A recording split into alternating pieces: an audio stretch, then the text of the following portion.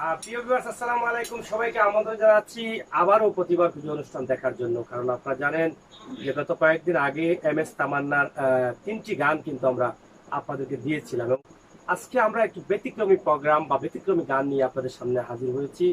আজকে আমাদের সাথে থাকার জন্য আপনাদেরকে আমন্ত্রণ জানাচ্ছি এবং MS তামান্নার গান আপনাদের কাছে কেমন লেগেছে বা কেমন লাগে সে বিষয়টা শুধু আপনারা কমেন্টের মাধ্যমে লিখে দিবেন। আশা করব আপনাদের ভালোবাসাটুকু MS তামান্নার জন্য অব্যাহত রাখবেন। আমরা চেষ্টা করব MS তামান্নার নাম্বারটাও কিন্তু আমরা এখানে ভিডিওর উপরে দেওয়ার জন্য আমরা চেষ্টা করব। আমরা জানি আমাদের প্রবাসী ভাই বন্ধু যারা আছেন বিশ্বের 32টা দেশে কিন্তু আমাদের সিলেটের ম্যাগাজিন ইউটিউব চ্যানেল দেখা হয়। আমরা সিলেটের ম্যাগাজিন টিভি থেকে একদম গ্রাম থেকে শহর, শহর থেকে গ্রাম, অলি গলি সহ সব ধরনের প্রোগ্রাম দিয়ে থাকি এবং সময় উপযোগী ভিডিওগুলো আপনাদের কাছে উপস্থাপন করি।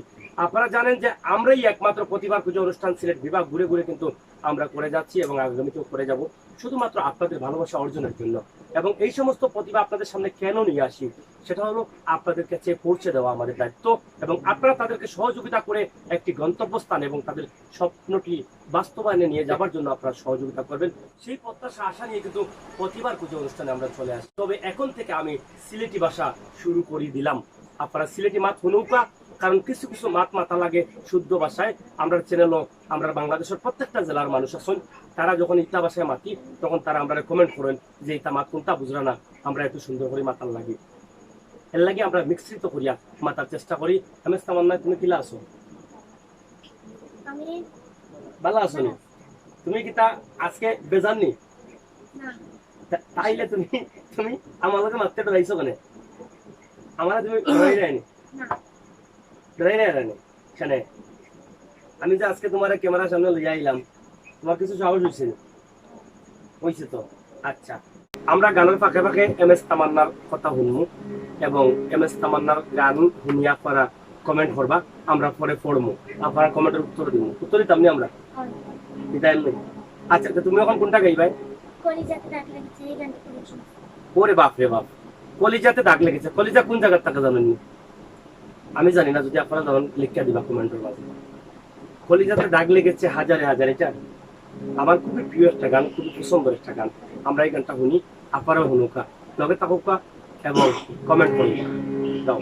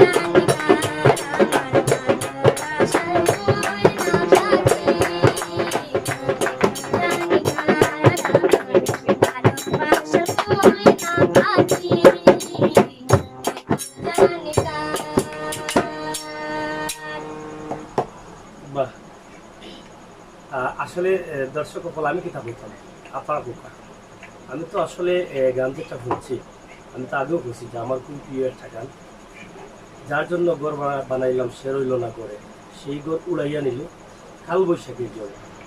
আসলে এই সমস্ত গানগুলো কিন্তু আসলে আমরা হৃদয়ে আঘাত করে প্রত্যেকটা মানুষের জীবনে মান অভিমান থাকে আর সেই মান অভিমান থেকে কিন্তু এই সমস্ত গানগুলো সৃষ্টি হয়।